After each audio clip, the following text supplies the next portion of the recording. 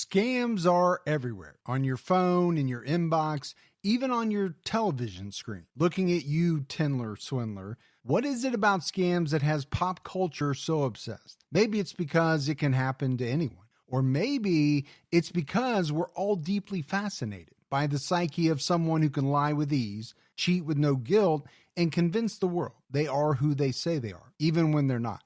Scamfluencers is a weekly podcast that takes you into the world of deception, sharing the stories of today's most notorious scams. Like the recent episode of Natalie Cochran, the pharmacist femme fatale. It seemed like she had it all, a good job, loving husband, and 2 kids. But behind the scenes, Natalie was scamming friends and family, using fake contracts, fake government emails. She even faked cancer. But when the walls started closing in, she'll do anything to keep the lie alive until someone ends up dead. Listen to Scamfluencers now, wherever you get your podcasts. Having MG can make cooking difficult, but over the years, I've found some really helpful tools and tips that I'm excited to share. Hi, I'm Alicia. I think cooking should always be fun, creative, and of course, delicious. These black bean burgers are hearty, full of flavor, and MG friendly. You're gonna love them. Check out Alicia's Black Bean Burger cooking video and other recipes full of tips and tricks for managing common MG symptoms while cooking, only at mg-united.com. Ready? Let's cook. Criminology is a true crime podcast that may contain discussion about violent or disturbing topics. Listener discretion is advised.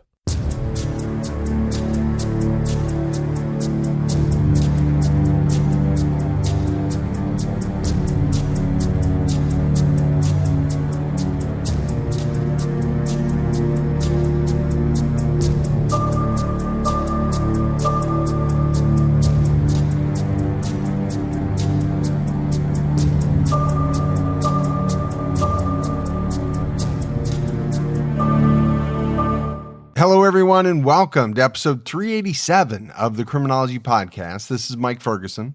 And this is Mike Morford. Mr. Morford, how you doing this week, buddy?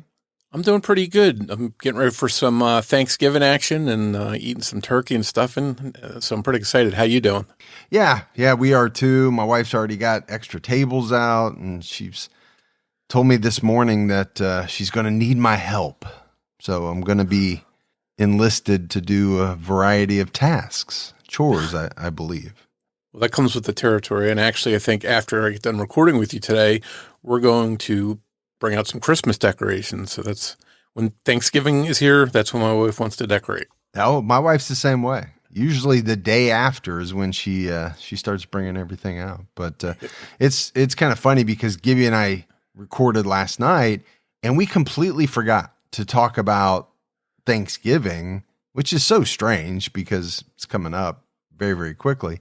So I definitely wanted to do that, on this episode and wish everybody who celebrates it a happy Thanksgiving. Yeah, definitely. Everybody enjoy time with your family, time off, whatever it is that you're going to have. I do tend to really like holidays that are built around good food. I like good food. I'm right there with you. We didn't have any new Patreon shout outs to give, but we do want to thank everyone. Yeah, thanks everyone that takes the time to support the show through a Patreon donation. It really helps out. And if you'd like to, head on over to patreon.com/criminology to get started. All right, buddy, let's dive into this case. And this week we have a really unique one because it's an old case that made a folk hero out of one man. After his wife's murder, he was thought to be a brave but tough victim, a police officer that survived, and the news brought him recognition, fame, and it even inspired movies. The only problem is that decades later, investigators now say that he wasn't a victim, but instead he killed his wife. This is truly a wild story. We're talking about the murder of Paula Pusser, now believed to be at the hands of her husband, Buford Pusser. Before we get into the details of what happened, it's important to look into the background here. Buford Hayes Pusser was born December 12, 1937, in Adamsville, Tennessee. He was an all-American boy. He was large and imposing, standing 6'6" and weighing 250 pounds. The son of Adamsville Police Chief Carl Pusser, Buford was a star football and basketball player in high school.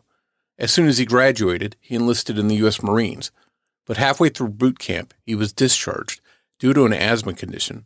In 1957, he moved to Chicago, where he became a wrestler calling himself Buford the Bull. He married Pauline Mullins in 1959, and they had one daughter together named Dwana.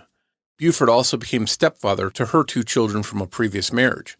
Having a family now to raise, he retired from wrestling and moved back to his hometown of Adamsville, Tennessee.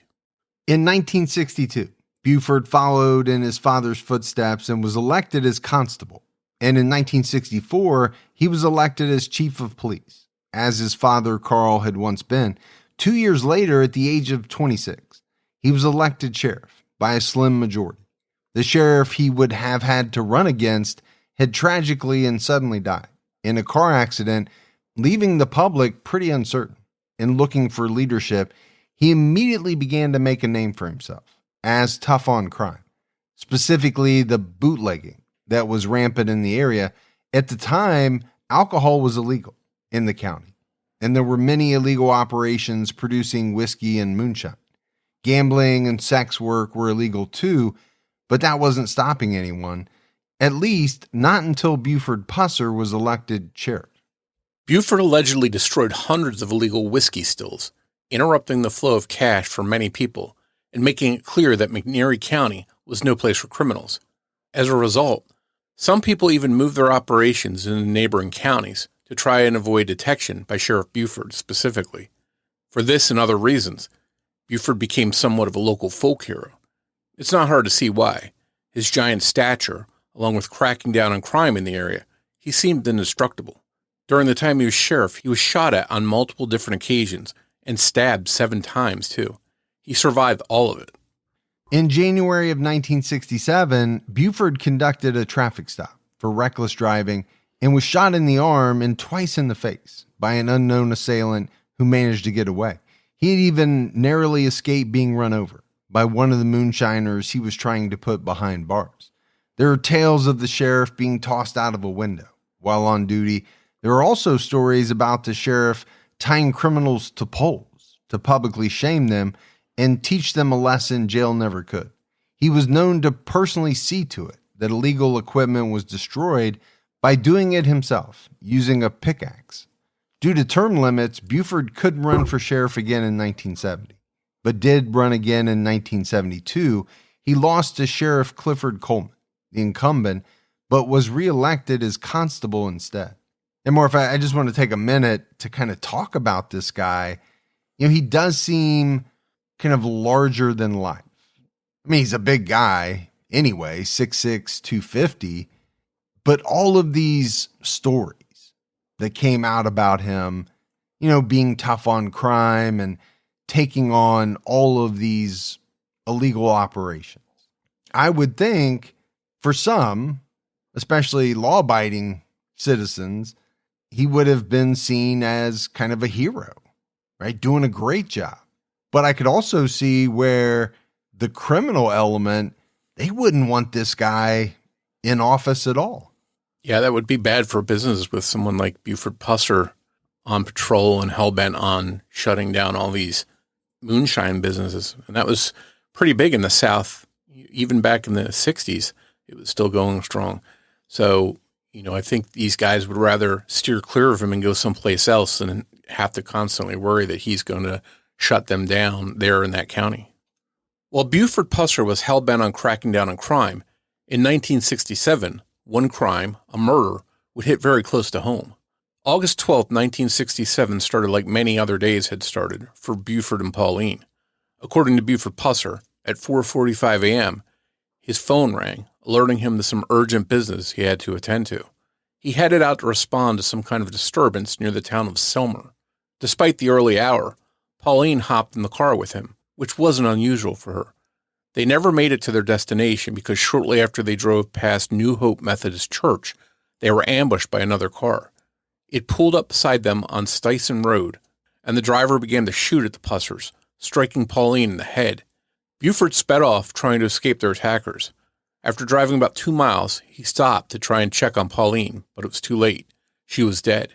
And even if she had survived, the assailants caught up to them and continued to shoot. This time, they shot Buford in the jaw. At 6:20 a.m., Buford called in the incident over his radio. He was just 1 mile from the Tennessee-Mississippi state line, Buford miraculously survived, but he required multiple surgeries. Some sources note as many as 14, including reconstructive plastic surgery, and he was hospitalized for a total of 18 days. He went right back to work, though, as everyone expected him to. 17 .30 caliber shell casings were recovered from the scene. The car the Pussers were in had been hit by 11 bullets. Although Buford claimed he didn't recognize the shooters, he blamed a man named Kirksey Nix for the ambush. Nix was the leader of the Dixie Mafia, a gang that Buford was trying to take down at the time. Nix was never arrested or charged for Pauline's murder. In fact, no one ever has been. Buford vowed to find his wife's killer, but the case went cold. And I think when, you dissect this scenario, Pauline hops in the car with Buford to go check something out. Apparently something she had done before. I would think that would be something pretty interesting to do. I went on a ride along one time with a police officer. It was very interesting. And in a small town, it's probably a lot more common. When your husband is the sheriff, you can just hop in the car with him and go along. And I imagine most days there probably wasn't a lot going on, but it sounds like a town that could also get pretty crazy at times too. Well, and that was my thought, right? We talked about Buford, really cracking down on crime. Now we're talking about him trying to break up the Dixie Mafia. Well, this is a guy who is going to, and I'm sure did, have a ton of enemies.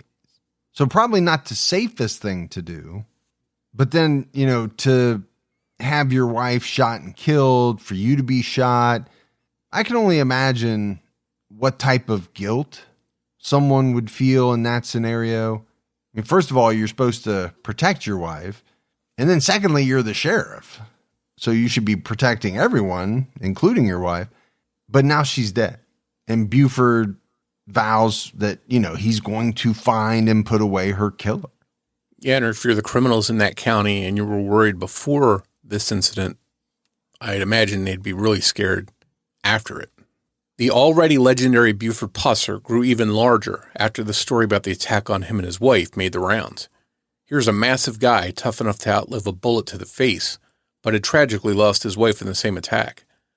That, along with Pusser's past, his time in the military, and as a wrestler, all combined for the perfect story. And it wasn't long before Hollywood came calling. The movie Walking Tall, starring Joe Don Baker as Buford Pusser, was released in 1973, and people loved it. It showed Buford carrying a large Tennessee walking stick, something that would set fear in the minds of the bad guys. The action movie about the real-life small-town cop cost $500,000 to make and earned $40 million. Over the years, a 1978 sequel and a remake in 2004 starring Dwayne "The Rock" Johnson would continue to keep the story alive. And I've seen all these movies, Morf. Most recently, the one with The Rock. I think I watched that within the last couple years. They're good movies. And Joe Don Baker, I always thought he was a kind of a fascinating actor. He was a big guy, had kind of a cool voice to him, played some interesting characters over the years. Yeah, I think he played that role well for the reasons you just said. He stands out in my memory despite it being that old of a movie. This was a movie that my grandfather loved, and I'd always be over there and he'd be watching it. And it wasn't long before he had his own walking stick that he used to keep next to the front door. That's something I always remember. And he called it his Buford Pusser stick. And that stuck with me all this time. So he was just waiting for the bad guys to come in so he could use his Tennessee walking stick? Yeah, but luckily nobody ever came in, but I think he was ready if they did. But the other thing that jumped out at me was what a success the movie really was, right? The first one for sure cost $500,000 to make and earned $40 million. That's a healthy return on your investment. Yeah, and I think it was just a movie that played well to a lot of different people and stuck with them, and that's why it was so successful. By August 1974, plans for the sequel were in the works. Reportedly, the movie makers wanted Buford Pusser to play himself. and he agreed to it, on August 21st, he officially accepted the role, and a big payday would be coming his way. His already impressive life story now would evolve to him becoming an action hero on the big screen. Excited about the news that day, he went to the McNairy County Fair. On his way home from the fair that night, he sped in his fancy new red Corvette, the one he bought with money from the first Walking Tall movie while he was still intoxicated from drinking at the fair. Unfortunately, he wasn't wearing a seatbelt when the vehicle hit an embankment off of Highway 64, only about 5 miles away from his home. He was ejected from the vehicle and died at the scene. He likely would not have survived even if he hadn't been ejected, since the car caught on fire and quickly burned up. This was something even the larger-than-life Buford Pusser couldn't survive. Buford's daughter, Duana, was also returning home from the fair that night in a separate vehicle and came upon the burning wreckage just minutes after the crash. She instantly recognized the car as her dad's and saw that he was outside the car, dead. His neck had been broken from the impact. There was no autopsy performed on Buford. His cause of death seemed to be quite obvious due to the situation. He had been seen by people at the fair drinking, and nothing had been wrong then, and just minutes after the crash, Duana arrived to find her father alone. It seemed like a clear-cut accident, but some people would theorize that perhaps one of Buford's enemies had caught up with him finally, but police dismissed that idea. The burned wreckage of the car is still on display at the Buford Pusser home and museum. Buford was laid to rest next to his wife Paula at the Adamsville Cemetery in Adamsville, Tennessee. For decades, it seemed like this was where the story ended, but in reality, it was far from over. So this is a real tragic event, the end to a very interesting life. You've got the whole story of his background as a wrestler. He meets and falls in love with Paula, gets married, moves back to his town that he cleans up as sheriff. He becomes a movie star, on the cusp of becoming a movie star when he's going to be in the sequel. So you've got this very interesting story with a lot of ups and downs. And, he's trying to pick up the pieces after Paula's death. And that's when tragedy strikes and he too is killed. So this is just a quick end to a very interesting story. Yeah. And my assumption is this is a guy seen by most, right, as a good guy, the good guy. He's larger than life. He's doing the right things. He's, risking his safety to make the community a better place. So much so that, they decide to portray him on the big screen.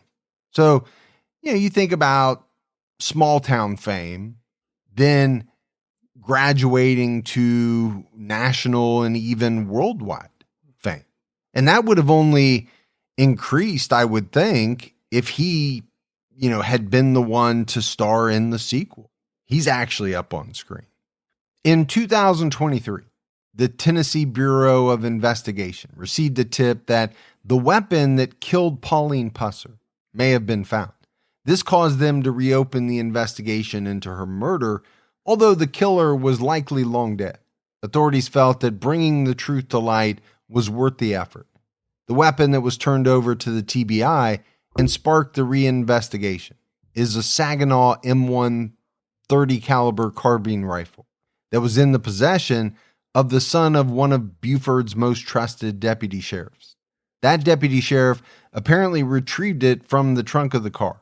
Buford was driving the morning that Pauline was killed, and he did so on Buford's request.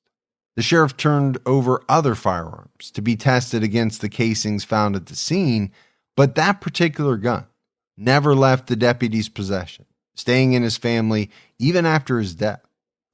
Modern-day investigators were surprised to discover that there had been no autopsy performed on Pauline after her murder. She had basically been rushed into the ground, even though it would have been standard protocol in a murder, and an autopsy could have possibly helped put together the pieces investigators needed to ID her killer. As sheriff, Buford would have understood the importance of an actual autopsy, but only a visual examination was done. Buford also would have had the sway to make sure that no one else decided an autopsy was necessary. At the time, the only officials that could have ordered one were his pals. Cold mornings, holiday plans. This is when I just want my wardrobe to be simple. Stuff that looks sharp, feels good, and things I'll actually wear. For me, that's Quince. And the bonus, Quince pieces make great gifts too. This season's lineup is simple but smart and easy with Quince. $50 Mongolian cashmere sweaters that feel like everyday luxury, and wool coats that are equal parts stylish and durable. Their denim nails the fit and everyday comfort, all at a fraction of what you'd expect to pay. By partnering directly with ethical factories and top artisans, Quince cuts out the middleman to deliver premium quality at half the cost of other high-end brands, so you can give luxury quality pieces without the luxury price tag. And my wife and I have been ordering a lot of stuff from Quince. I've got my eye on one of those Italian wool coats, but I'm wearing right now Quince's lightweight joggers in the studio. They are my favorite. Give and get timeless holiday staples that last this season with Quince. Go to quince.com/criminology for free shipping on your order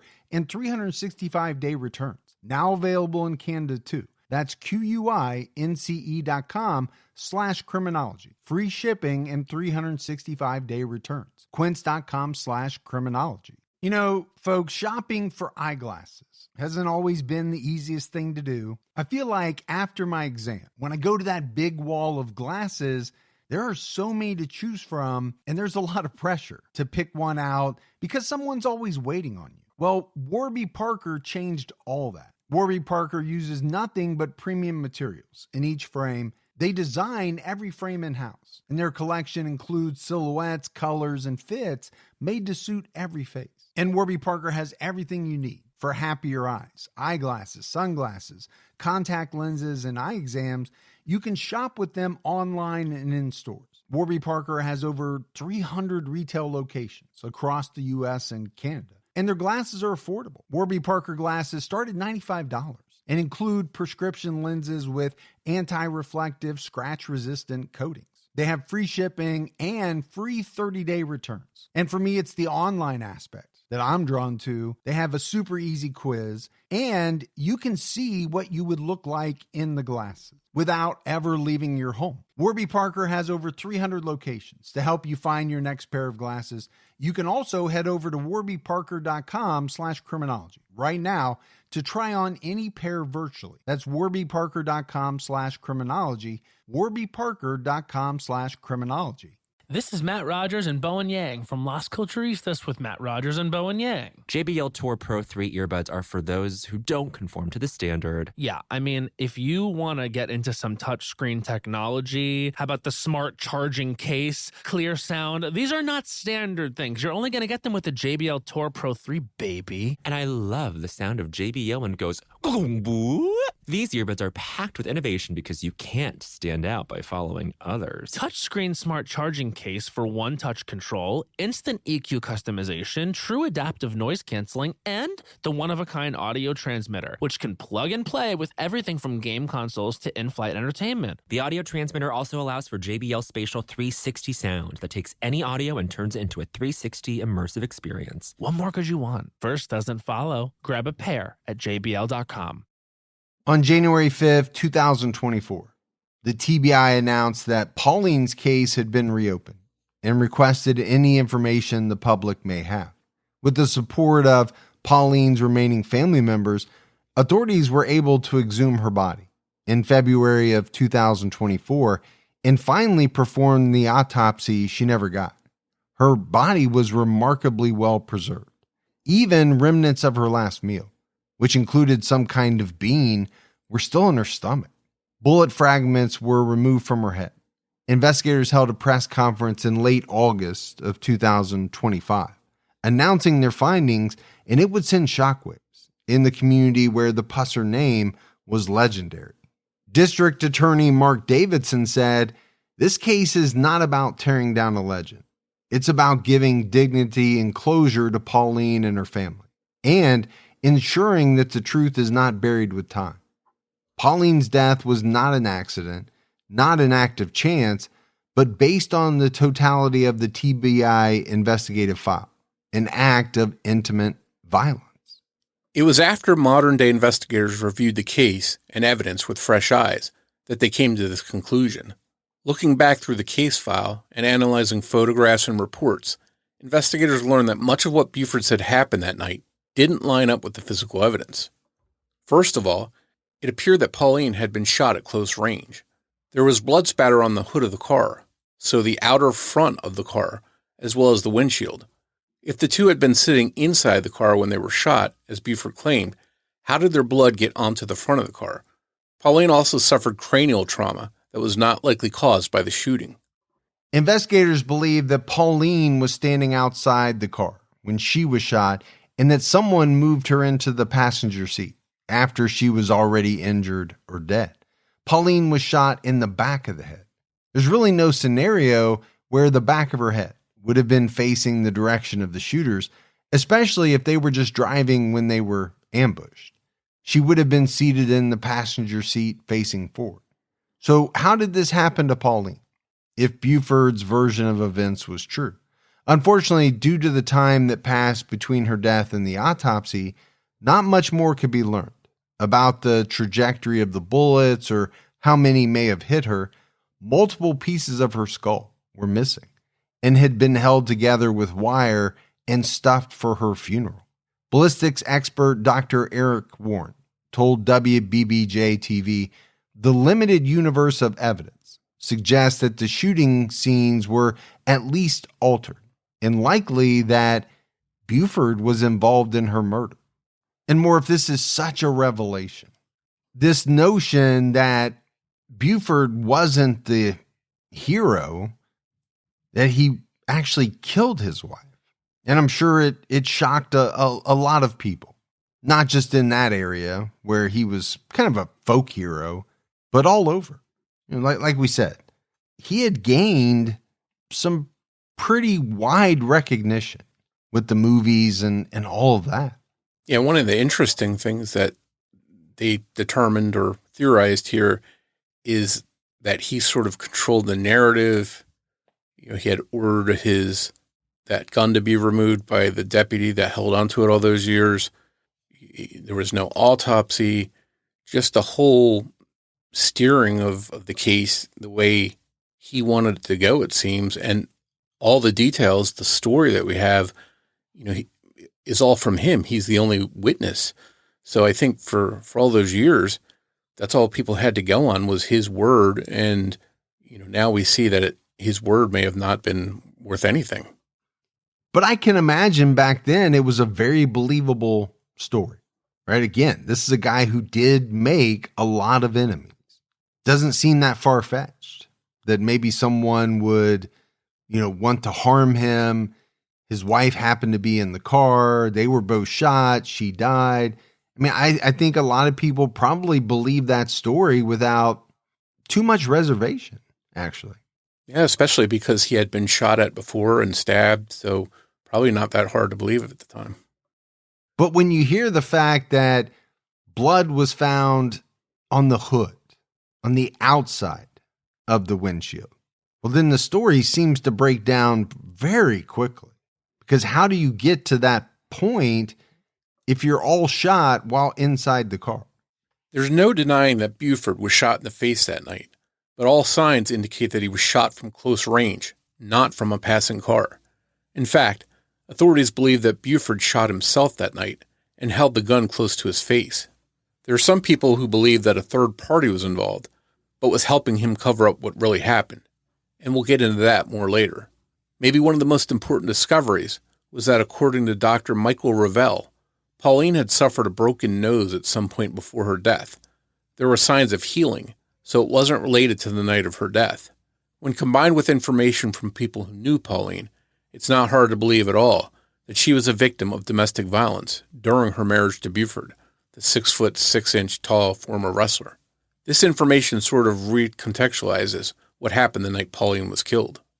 The morning of Pauline's murder, when the ambulance got near the car, Buford actually started driving away from it. He stopped when Selmer Police Chief Hugh Kirkpatrick and officers from the Tennessee Highway Patrol finally got to him. This has been attributed to shock, blood loss, panic, but could it have been that Buford knew he needed the first responders to be people he trusted to help him cover up the truth? The sheriff also claimed that the car that ambushed them had its headlights off. Tests performed even in modern cars with traction control and such have shown that there's really no way for a car to catch up to another the way that Buford described on those roads, especially without headlights. Some people who worked with Buford noticed that he was driving a car that he never usually drove, as if he knew it was going to be damaged. It wasn't his car, so he didn't care, at least that's what some people thought early on. But none of those people could prove that, so they kept the thought to themselves at the time, not wanting to go up against a legend and hero in the community. The car was completely repaired after about 2 or 3 months, though apparently it wasn't fully restored because there were issues with foul odors lingering in certain weather conditions. By 1971 or 1972, the car had been traded to a dealership in Louisiana. Who knows what evidence might have been found if a proper examination was done, and Buford wasn't simply taken at his word. The route that Buford claimed to take on his way to respond to the disturbance also makes no sense. It's not the fastest or most direct route to get there, and you would think that Buford would want to get to the scene as fast as possible. Well, I can tell you this, foul odors lingering in your car, that would not be a good thing. It reminds me of the episode of Seinfeld where he got the stink in his car and he couldn't get it out. But, again, Morf, it goes back to kind of everyone believing Buford's word. He's shot. His wife is shot and killed. So they really don't investigate. They pretty much take him at his word. Obviously, in hindsight, it would have been good to get a look at that car. Yeah, I imagine today, if the same exact thing happened, there'd be all kinds of tests being done. The car would probably be brought back to a lab and gone over with a fine-tooth comb. But small town 1960s, that just wasn't going to happen, especially because Buford himself had sway in what happened. Interestingly, there is correspondence from 1967 included in the case file showing that at least one Tennessee Bureau of Investigation agent was suspicious from the beginning. Due to the blood on the hood, there was a request included that the blood be typed and see if it was Buford's type O or Pauline's type A. For whatever reason, this line of questioning seemed to fizzle out. According to WBBJ-TV, there are also reports that Buford told Selmer Police Chief Hugh Kirkpatrick, "I did it," and that Kirkpatrick immediately told him to keep his damn mouth shut. This reported incident is what led people to believe that Buford may have had an accomplice, and that Kirkpatrick was involved, or at the very least had knowledge. Unfortunately, the case file can only be picked up in person from the University of Tennessee at Martin. No news outlet that has the 1,000-plus page file has broken the news that the rifle turned over to the TBI is the same weapon that killed Pauline Pusser, though the press conference directed people to the file for the answer to that question. Looking through what's been shared online, it seems there's no way to know. Investigators were unable to locate any physical evidence relating to the case. No shell casings, no blood samples, no bullets. However, the description of the casings from the time matched the characteristics that casings fired from an M1 carbine would have. Unfortunately, many of the witnesses in this case have passed away, but investigators spoke to those close to them, like their children, who had heard what they knew.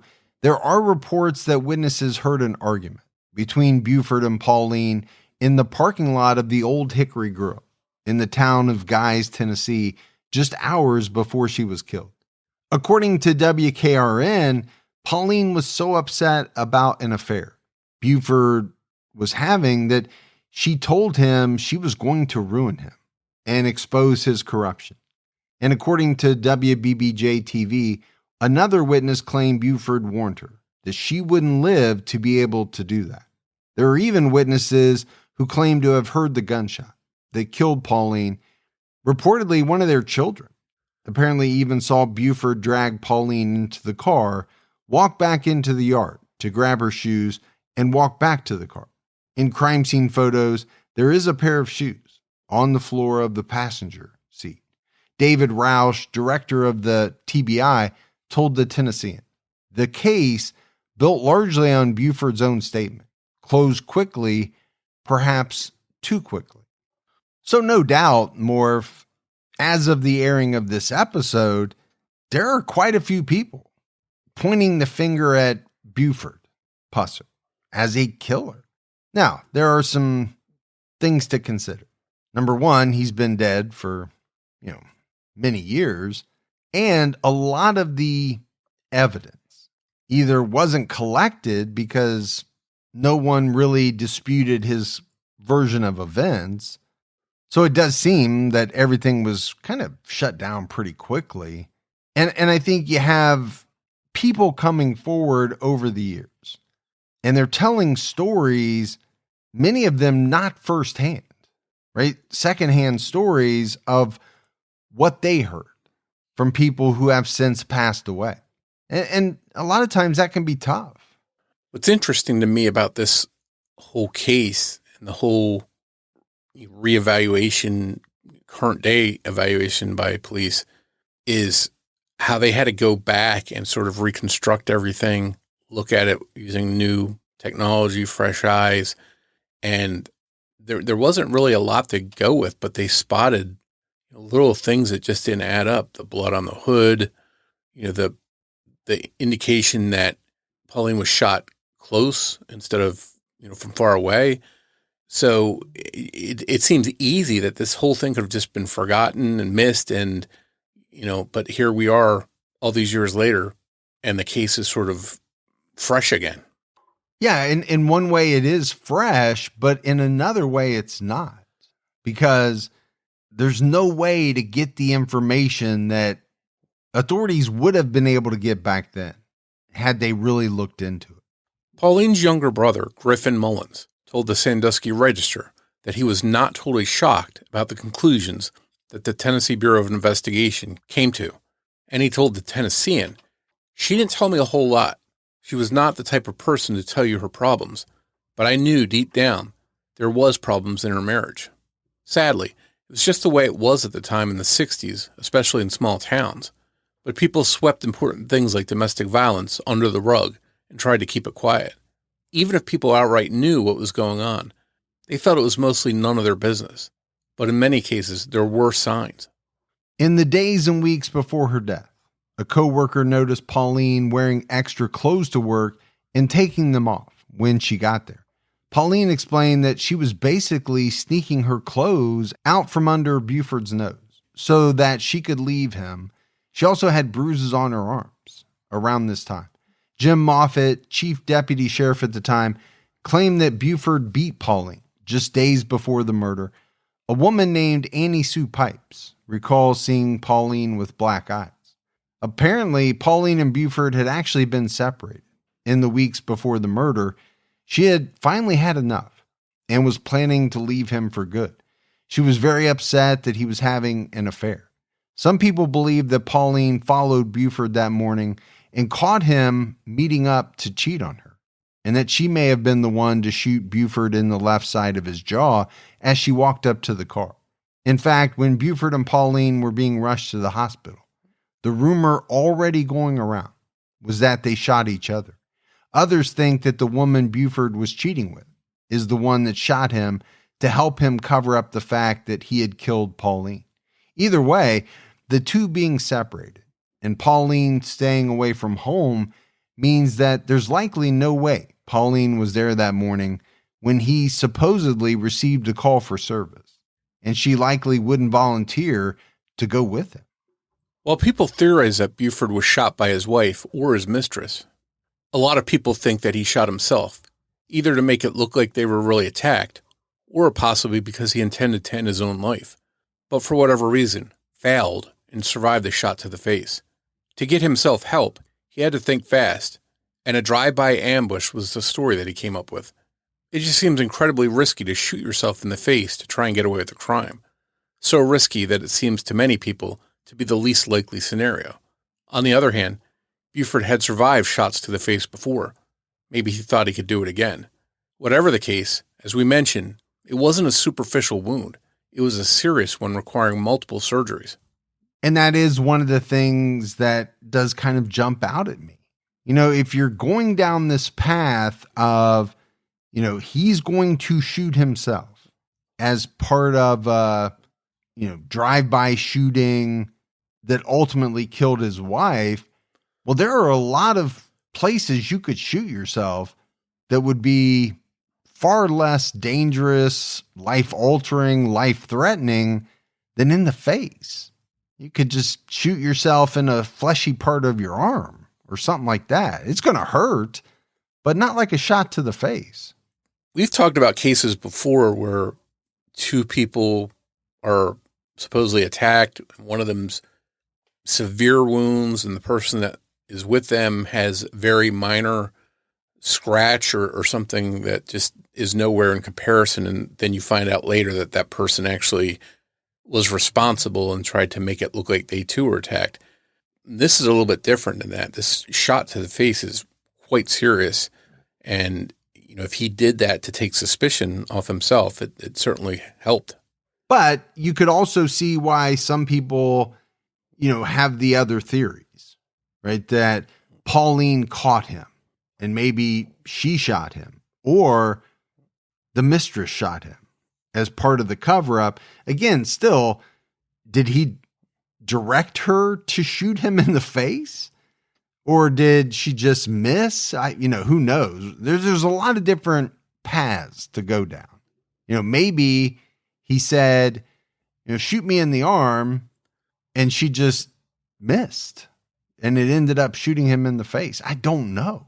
What I do know is that I feel like there are better ways to try to cover up than shooting yourself in the face.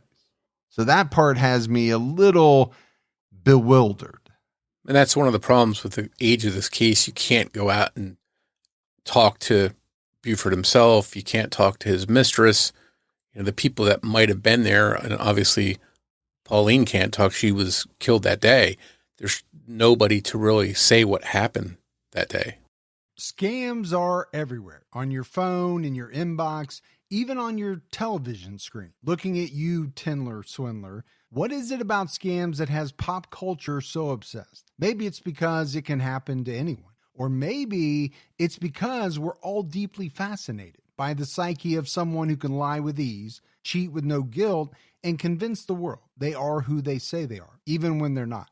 Scamfluencers is a weekly podcast that takes you into the world of deception, sharing the stories of today's most notorious scams.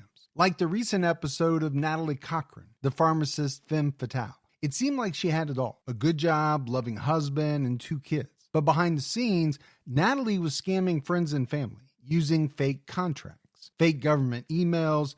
She even faked cancer. But when the walls started closing in, she'll do anything to keep the lie alive until someone ends up dead. Listen to Scamfluencers now, wherever you get your podcasts. This is Matt Rogers and Bowen Yang from Las Culturistas with Matt Rogers and Bowen Yang. JBL Tour Pro 3 earbuds are for those who don't conform to the standard. Yeah, if you want to get into some touchscreen technology, how about the smart charging case, clear sound? These are not standard things. You're only going to get them with the JBL Tour Pro 3, baby. And I love the sound of JBL when it goes, "Gong-boo." These earbuds are packed with innovation because you can't stand out by following others. Touchscreen smart charging case for one-touch control, instant EQ customization, true adaptive noise canceling, and the one-of-a-kind audio transmitter, which can plug and play with everything from game consoles to in-flight entertainment. The audio transmitter also allows for JBL Spatial 360 sound that takes any audio and turns it into a 360 immersive experience. What more could you want? First doesn't follow. Grab a pair at jbl.com. Amazon 5-Star Theater presents Real Customer Reviews, performed by a real serious improv podcaster. Tonight's review, hot sauce. Eating this hot sauce is a fever dream. It's like acid turning my saliva into lava. I chug almond milk to cut down the heat and assume it's over. But at 1 a.m., the sauce strikes again. It woke me from a deep slumber and sent me to the toilet. I took a runner's pose in the bathroom. I thanked my landlords for the tile floor. The pain rustled my gut like an M16 bullet, spiraling about until finally I woke up 30 minutes later. Then, praying for the end, settled in calm. But no, it rips the sheets off your bed, hurls you around in a fury once more, double flushes the toilet, punches a hole in the wall, then leaves. 5 stars, Aaron B. Thank you for listening to Amazon 5-Star Theater.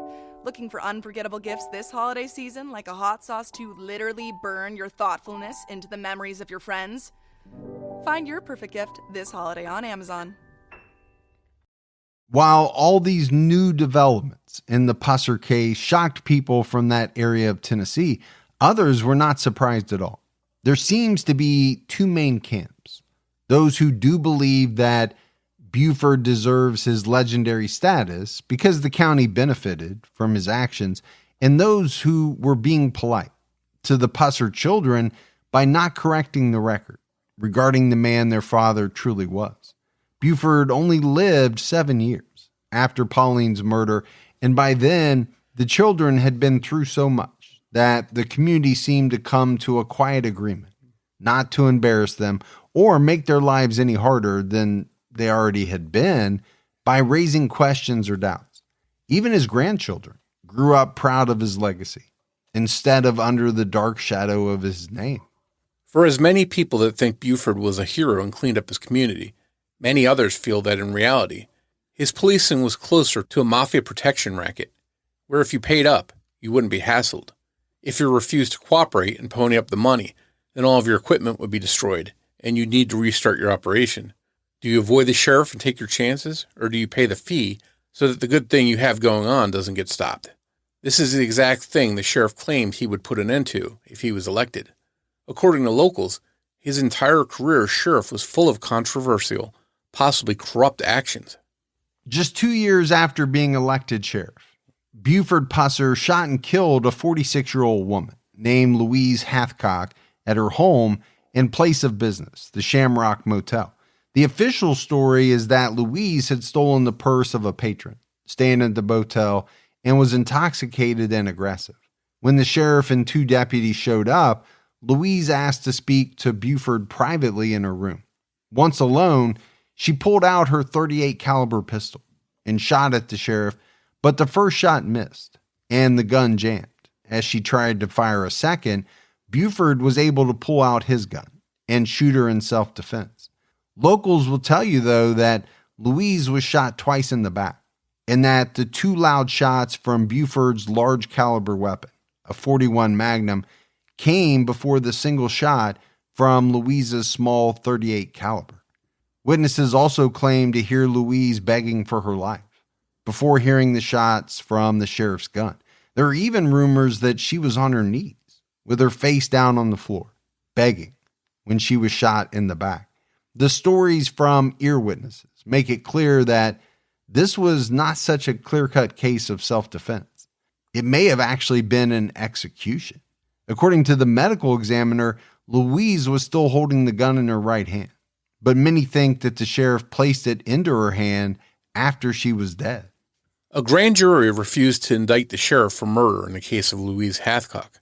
Author Mike Elam claims that the grand jury never received the autopsy report, which did show that she was shot in the back, once in the back of the shoulder, one under her shoulder blade, and a third shot under her jaw that exited the back of her head.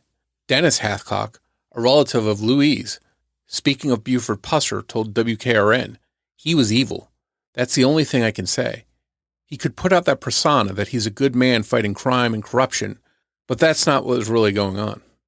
And I understand, Morf, there are times when police officers have to defend themselves, sometimes with lethal force. But there is something very strange, right, about the particulars of this incident. I mean, when you think about being shot in the back of the shoulder, under the shoulder blade, also in the back, and then a third shot under the jaw that exits the back of the head, those you wouldn't normally, I don't think, associate with self-defense type shots. Yeah, I think anytime you see multiple shots to the back, that's concerning. I could see a scenario where it happens so quickly, the person shoots and then spins around and there's an exchange of fire and one of the shots hits in the back, but to have multiple shots in the back, that seems to indicate there was a good length of time that he had to shoot and hit her multiple times in the back. So I think that sort of does open up the possibility that there's more to this than meets the eye. Yeah, I get the ones, to the back, but to me, it's really this one underneath the jaw, up through the jaw, exiting the back of the head. I mean, that's something that, you might see in a movie, like an execution. And I go back to the difference in the time of crime scene investigation. Today, I imagine them having all kinds of lasers and blood spatter experts and ballistics experts in there trying to examine what happened. I think the outcome might be different if that happened, if they had that technology then and someone put it to use. Maybe he would have been charged for murder in that case. Well, the other thing that I think you have to talk about is 1960s, small town. How much power did the sheriff have? And I'm thinking quite a bit. I think you used the word sway earlier, and I think that's a good word. I don't know that it would have been that hard for, a man in his position to, kind of direct the way that things went. But to me, it's so very interesting when you have some people viewing him as this larger than life hero, while others are seeing him as basically, running a racket, forcing people to pay. And if they don't pay, that's when he cleans up the crime, essentially breaking their stills or whatever it is. So to me, it's fascinating. On Christmas Day of 1968, Buford responded to the home of Charles Russell Hamilton because his landlord claimed that Hamilton threatened him with a gun. The sheriff said that after he knocked on the front door, Hamilton told him to come in, only to start shooting as soon as Buford entered the home. Only one of the 3 shots actually hit Buford, grazing across his stomach. Defending himself, or so he claimed, Buford shot back, striking and killing Hamilton. It appeared that Charles was relaxing on the couch when he was shot. And we mentioned already author Mike Elam. He has continued to dig into all of these different cases, including Buford's history of extramarital affairs and a broader conspiracy that occurred during the time he was sheriff. The one thing that's fascinating is there's a whole lot of shootouts going on in this community. Buford's being shot at. He's shooting people. This town, this county, seemed like it could be violent with this many shootings that either Buford was involved in committing himself or was the victim of. Yeah. So the question is, were there just a lot of shootings going on in the area, or was he, instigating some of this and then calling it, defending himself? I think the interesting part about this one is that he is shot, but it's a grazing shot to the stomach, which obviously probably wasn't all that painful or debilitating. And then, when people claim that this guy was basically relaxing on the couch when he was shot, that also kind of doesn't denote like this intense shootout. So it will be interesting, right, if Mike Elam continues to investigate all these things, but I don't know, because they're so old, how anything definitive is ever going to come out. I think what it does do is it helps to kind of continue to cloud Buford or separate him from his good guy image. I think it does that. Some of these things do. And I think one problem for Mike Elam is that there's not going to be a whole lot to go on other than what was laid out by Buford himself. The story sort of went the way he directed it, and there's probably not a lot to contradict or prove otherwise. But I will say, if he's able to find some stuff, it could be a very fascinating book. Sheriff Guy Buck was interviewed by WKRN about his thoughts on Buford Pusser, and he told them, Whatever you think of him, good, bad, he did motivate people to get into law enforcement for the right reason. I think my whole generation of law enforcement officers, not just in Tennessee, but across the country and all across the world, were motivated by those movies. Of course, there were people who believe that defending the sheriff's honor comes not from a place of thinking that he told the truth or deserved the status he received, but rather a financial interest. The Buford Pusser Home and Museum is one of the main attractions in the area. Buford's daughter, Dwana, donated the home to the city of Adamsville to be turned into a museum. To her, it's like a shrine or a memorial. For those who operate it and the nearby businesses, it's a source of income. Tours are $10 for adults and $3 for children who are 17 or younger. There's also a gift shop the tour will take you through. Steve Sweat, Tennessee's Buford Pusser historian, told WKRN, "As far as I'm concerned, it happened the way the sheriff said it did, because he was there and we weren't." Buford's headstone is inscribed, "He walked tall." Road signs denote the spot of the first and second ambush as local landmarks. And here again, right, we're back to differing opinions. Some people are going to continue to believe that, Buford was Mr. Law Enforcement, the guy from Walking Tall, while others are going to believe that he's possibly a murderer. Maybe he killed a number of people that didn't really deserve it, and that he possibly might have been a corrupt sheriff. Investigators are now sure that Buford is their main suspect in the murder of his wife, Paula, and even announced that if he were still alive today, they would have probable cause and be able to charge him with the murder 58 years later. Sadly, Pauline's parents, her sister, and all three of her children had already passed away by the time of this announcement. They didn't hear the news that Paula, who they all loved dearly, was murdered by the man who promised to protect her and went on to become a local legend for doing it, even having a movie based on what police are now saying was a lie. Pauline's brother Griffin told the Sandusky Register that if you had the opportunity to meet Pauline, you would fall in love with her because she was a people person and she was just a sweet person. Although her husband, Buford Pusser, may have escaped justice in life, it seems that possibly the truth is coming out half a decade after he died. And I think, Morf, as we wrap this one up, a lot of people are drawn to this, right? The name Buford Pusser is known to many people, whether it's through the movies or it's through the legend, the stories that have been told for so many years. And now it's like history is being rewritten, which, let's face it, does happen.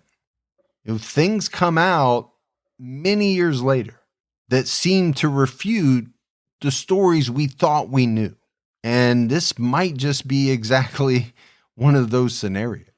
It seems so fascinating that another movie could perhaps be made of this story, that the original story wasn't true. So who knows, maybe this even spawns another film. The other thing that I think is interesting is that it seems to me that not everyone, even back then, thought of Buford as kind of the hero, right? There were people who were saying this was not a good guy. Now, I don't know, that definitely wasn't the consensus, but there were people who thought, he was corrupt, that not everything he did was on the up and up. And I could understand why maybe that sentiment, wouldn't have been made public by many, because they would have definitely been in the minority on that. I think most people thought of him as this guy, cleaning up the area. But it seems like that thought was shared by some, for sure. It's very interesting, and it's almost like I've seen different movies where, you have a authority figure, a small town sheriff, whatever, and that presents this one public face. The perception is one thing, but behind the scenes, there's a whole darker side. And this seems to mirror those kind of characters, but this is real life. That's what makes it interesting. And there's so much, to the story, the twist and the things that are coming out years later, that the story's still going. And I think that's what's fascinating. Well, let's face it, as long as there have been law enforcement officers, there have been some bad ones, right? There have been some who have abused their authority. That's still happens today. There are bad people in every profession, but when it comes out that it's a law enforcement officer, I think it hits harder, right? Because of the amount of power and responsibility that they have. My thought is in the 1960s, in a small town in Tennessee, a person with that type of power could get away with a lot. And it just might be that Buford Pusser did. But that's it for our episode on Pauline Pusser. As always, if you love the show but haven't done so yet, take a minute. Go out, leave us a review, leave a 5-star rating. Also, keep telling your friends. Word of mouth about the podcast really goes a long way. If you want to find us on social media, we're on every major platform. Just search for Criminology Podcast on your favorite. You can also visit our website, criminologypodcast.com. And if you want to join a discussion about the podcast or the cases we discuss, head over to Facebook and search for Criminology Podcast Discussion and Fans. So that's it for another episode of Criminology, but Morf and I will be back with all of you next Saturday night with a brand new episode. So until then, for Mike and Morf, we'll talk to you next week. Take care, everyone.